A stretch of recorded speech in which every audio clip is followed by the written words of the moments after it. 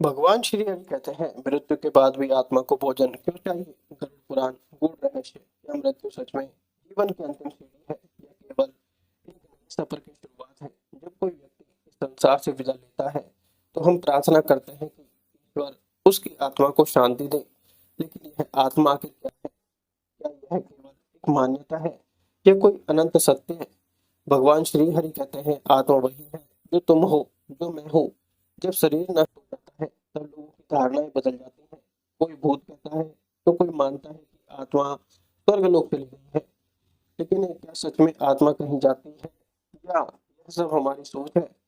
इस संसार में जो भी भौतिक शरीर है वह नश्वर है। यह देह किसी की नहीं होती और न ही यह सदा हमारे साथ रहती है।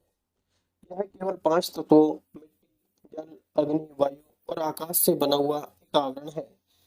जब जीवन समाप्त होता है तो यह शरीर इन्हीं तत्वों से विलीन हो जाता है।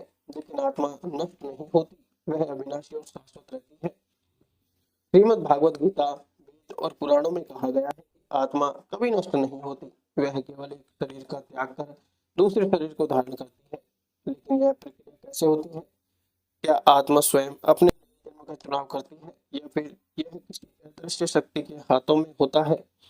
हमारे हिंदू शास्त्रों के अनुसार जब किसी जीव का जीवन समाप्त होता है तो उसकी आत्मा तीन संभावित मार्गों से किसी एक पर प्रस्थान करती है। पहला अर्ची मार्ग जो आत्मा को ब्रह्मलोक और देवलोक की ओर ले जाता है। दूसरा धूम मार्ग जो पितृलोक तक पहुंचाने वाला मार्ग माना जाता है।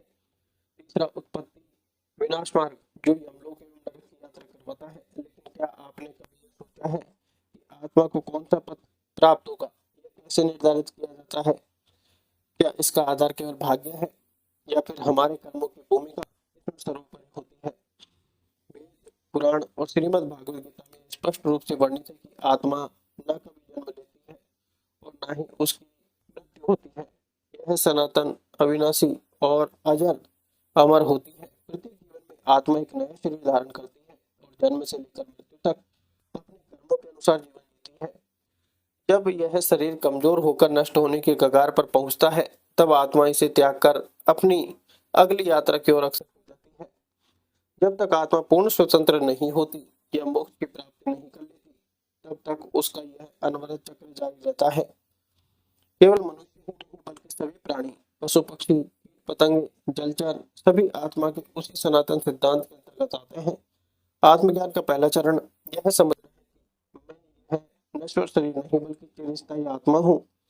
भगवान नारायण ने श्रीमद् भागवत गीता में कहा है कि आत्मा न तो जन्म लेती है और न ही इसका कभी अंत होता है। यह अविनाशी और शाश्वत है जो केवल एक शरीर से दूसरे शरीर में प्रवेश करती है। जिस प्रकार मनुष्य पुराने वस्त्रों को त्याग कर नए वस्त्र पहनता है, ठीक उसी प्रकार आत्मा भी एक निश्चित अवधि के बाद नया शरीर धारण करती है। हिंदू धर्म के प्राचीन वेदों और पुराणों में यह विस्तार से बताया गया है कि मृत्यु के उपरांत आत्मा को नया शरीर प्राप्त करने में कितना समय लगता है। जब कोई व्यक्ति इस संसार को छोड़कर जाता है तो सामान्यतः उसकी आत्मा तुरंत किसी नए शरीर में प्रवेश कर जाती है। हालांकि यह प्रक्रिया पूरी तरह से उसके पूर्व जन्मों के कर्मों और जीवन में किए गए कार्यों पर निर्भर करती है। लेकिन किसी व्यक्ति की मृत्यु उपरांत उसकी आत्मा कितने समय में नया शरीर धारण करती है, इसका विवरण हिंदू धर्म के प्राचीन वेदों और पुराणों में विस्तृत रूप से किया गया है। शास्त्रों के अनुसार यह प्रक्रिया पूरी तरह से आत्मा के पूर्व जन्मों के संचित कर्मों और उसके जीवन काल में किए गए पापों पर निर्भर करती है।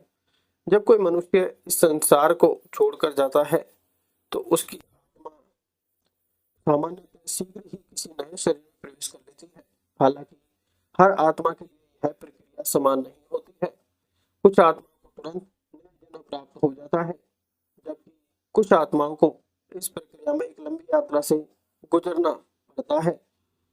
ऐसा माना जाता है कि कुछ आत्माएं केवल 3 दिनों के भीतर नया शरीर धारण कर लेती है। इसके कारण कई स्थानों पर क्रिया संस्कार संपन्न किया जाता है। वहीं कुछ आत्माओं को पुनर्जन्म प्राप्त करने में 10 से 13 दिनों तक का समय लग सकता है, जिसके परिणाम स्वरूप 10 रात्र और 13वीं जैसे संस्कारों का पालन किया जाता है। कुछ लोग ऐसे भी होते हैं जिनकी मृत्यु अचानक या किसी अधूरी इच्छा के कारण अत्यंत पीड़ादायक रूप में होती है। ऐसी स्थिति में उनकी आत्मा तुरंत नया शरीर धारण नहीं कर पाती, बल्कि इसे एक लंबी यात्रा से गुजरना पड़ता है। यही कारण है कि कुछ आत्माओं को पुनर्जन्म प्राप्त करने में 30 से 40 दिनों तक का समय लग सकता है। इसी विश्वास के आधार पर कई परिवार अपने दिवंगत परिजनों की सहायता के प्रति 1 वर्ष पश्चात का आयोजन करते हैं। इसका प्रमुख उद्देश्य यह होता है कि यदि आत्मा किसी कारणवश पृथ्वी में चली गई हो तो उसे वहां शांति प्राप्त हो और दोबारा उसे कष्ट का सामना न करना पड़े।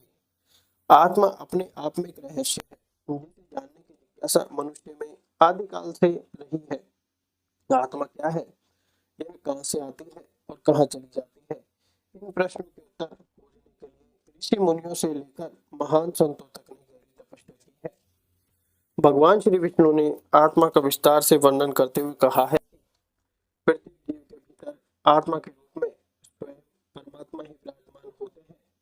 आत्मा ही जीवन का वास्तविक सार है। यह शाश्वत सत्य है, अजर अमर है और संपूर्ण ज्ञान का स्रोत है। इसे न जलाया जा सकता है, न जल में गलाया जा सकता है और न वायु इसे सुखा सकती है और न ही इसे किसी भी प्रकार से नष्ट किया जा सकता है। यही कारण है कि आत्मा कभी समाप्त नहीं होती, यह केवल शरीर का त्याग करती है और नए रूप में प्रकट होती है। आप सोच रहे होंगे कि आत्मा आमतौर पर मनुष्य 50 से 55 वर्ष की आयु में मृत्यु को प्राप्त हो जाता है। यह सत्य भी है, परंतु क्या आत्मा को तुरंत ही नया शरीर मिल जाता है? नहीं, यह प्रक्रिया इतनी सरल नहीं है।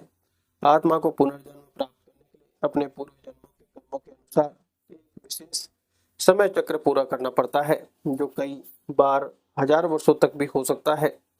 अब सवाल यह उठता है कि आखिर आत्मा को नया शरीर मिलने में इतना समय क्यों लगता है? यदि किसी व्यक्ति की मृत्यु अचानक या किसी आकस्मिक घटना के कारण होती है और वह अपने जीवन के अधूरे कर्मों का फल प्राप्त नहीं कर पाता, तो उसकी आत्मा बार बार जन्म लेती है और सुख दुख का अनुभव करते हुए अपने 1000 वर्षों के चक्र को पूरा करती है। यह यात्रा इस दौरान इस बात पर निर्भर करती है कि व्यक्ति का रहन सहन, खान पान और ज्ञान कैसा था। शास्त्रों के अनुसार जितना अधिक व्यक्ति आध्यात्मिक होता है, उतना ही जल्दी उसे नया शरीर मिल जाता है। क्या मनुष्य अपनी जीवन अवधि को बढ़ा सकता है? पुराणों में कई ऐसे उदाहरण मिलते हैं जिनमें योग और ध्यान की शक्ति के माध्यम से मनुष्यों ने अपनी आयु को बढ़ाया और हजारों वर्षों तक पृथ्वी पर जीवन का आनंद लिया। भगवान श्री राम कहते हैं, भगवान श्री राम, पांडव और भगवान श्री कृष्ण इसके सर्वोत्तम उदाहरण है। इन्होंने न केवल लंबे समय तक सांसारिक सुख दुख का अनुभव किया, बल्कि जब शरीर त्यागने का समय आया तो वृद्धावस्था को पीछे छोड़कर पुनः दिव्य स्वरूप धारण कर लिया। प्राचीन ग्रंथों और पुराणों में आत्मा के 3 स्वरूप बताए गए हैं, जीवात्मा, प्रेतात्मा और सूक्ष्म आत्मा। यह तीनों अवस्थाएं आत्मा की यात्रा और उसके कर्मों के अनुसार निर्धारित होती हैं। प्राचीन शास्त्रों और पुराणों में आत्मा की अनंत यात्रा का वर्णन किया गया है। आत्मा अमर होती है, लेकिन भौतिक शरीर नहीं। जब यह किसी भी कारण से शरीर त्याग देती है तो यह नए शरीर की तलाश में निकल पड़ती है, परंतु हर आत्मा को तुरंत नया जन्म नहीं मिलता। आत्मा की अवस्था और कर्मों के आधार पर वह विभिन्न योनियों में विचरण करती है। शास्त्रों के अनुसार आत्मा को 84 लाख योनियों से गुजरना पड़ता है। प्रत्येक जन्म में वह विभिन्न रूपों को धारण करती है, जिनमें शामिल है 30 लाख योनि वृक्ष एवं वनस्पतियां, 27 लाख योनि कीट पतंग और छोटे जीव, 14 लाख योनि पक्षी, 9 लाख योनि जलचर, जीव जंतु, 4 लाख योनि मनुष्य, देवता और अन्य उच्च चेतना वाले जीव, 84 लाख धारण अवस्था में जीर्ण होने पर नष्ट होता है। जब जीवन समाप्ति की ओर बढ़ता है तो शरीर की सभी ऊर्जाएं एकत्र होकर अंतर्मुखी हो जाती है, परंतु यदि किसी आकस्मिक घटना के कारण मृत्यु अल्पायु में हो जाती है तो आत्मा की यह यात्रा अधिक रहस्यमय और जटिल हो जाती है। जब तक मृत्यु का समय आता है तो आत्मा स्थूल शरीर से मुक्त होने लगती है। मुख, नाक, आंख, कान और अन्य उत्सर्जन मार्ग आत्मा के निकलने के द्वार बनते हैं। दुष्ट कर्म करने वालों की आत्मा मलमूत्र के मार्ग से निकलती है, जिससे उसे गहन पीड़ा होती है। सत्यकर्मी और योगियों की आत्मा ब्रह्मरंध्र सिर के शीर्ष भाग से निकलती है, जिससे वह बिना कष्ट के शरीर त्यागती है। आत्मा जब स्थूल शरीर छोड़ती है तो वह सूक्ष्म शरीर में प्रवेश कर जाती है। यह सूक्ष्म शरीर स्थूल शरीर जैसा ही दिखता है लेकिन अदृश्य होता है। लेकिन खुद को देखने में आत्मा असमर्थ होती है। मृत्यु के तुरंत बाद आत्मा अपने मृत शरीर के आसपास ही मंडराने लगती है। वह अपने परिजनों को पुकारती है और उनसे बात करने की कोशिश करती है, लेकिन कोई उसकी आवाज नहीं सुन पाता। आत्मा अपने ही मृत शरीर को देखती है और अचंभित हो जाती है। मैं तो यहाँ हूँ, ये मेरा शरीर क्यों पड़ा है? कोई मेरी बात क्यों नहीं सुन रहा है? कुछ आत्मा खुद को अब भी जीवित मानती है और अजीब व्यवहार करती है। जब किसी का अचानक निधन हो जाता है तो उसकी आत्मा तुरंत इस सच्चाई को स्वीकार नहीं कर पाती। वह अपने हाथ पैर हिलाने की कोशिश करती है, चारों ओर देखती है, लेकिन उसे कुछ भी महसूस नहीं होता।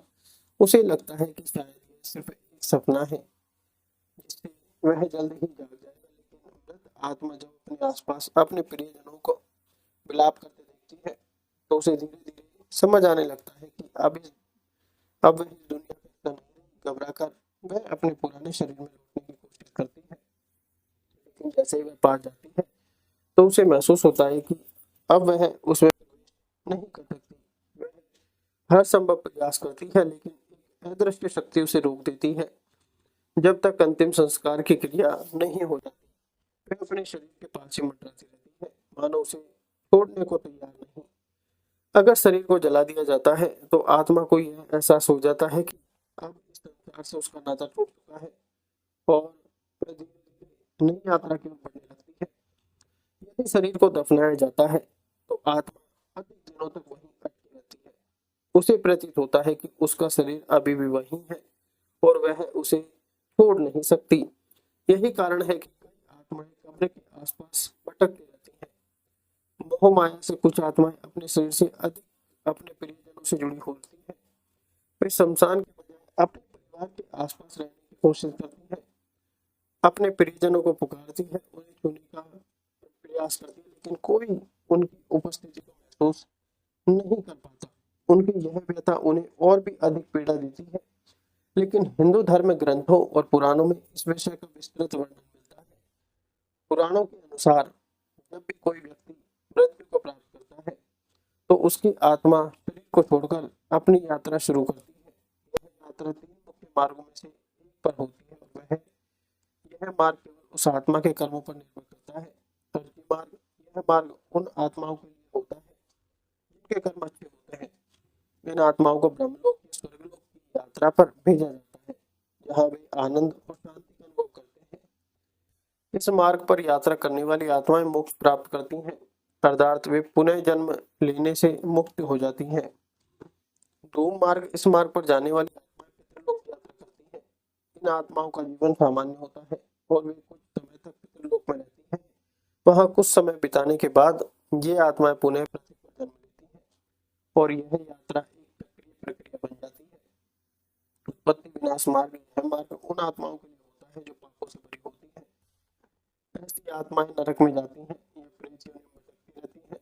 इस मार्ग पर यात्रा करने वाली आत्मा बहुत दिनों तक दुख भोगती है और कभी कभी फिर से धरती पर जन्म लेती है, लेकिन यह जन्म हमेशा पापों के निवारण के लिए होता है।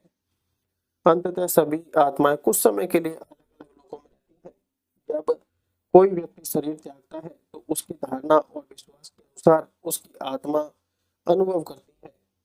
यदि उसे जीवन भर सिखाया गया हो कि यमदूत लेने आएंगे तो मृत्यु के बाद उसे यमदूत ही दिखते हैं। वही जो मानते हैं कि मृत्यु गहरी नींद जैसी होती है वह सच में उसी अवस्था में चले जाते हैं।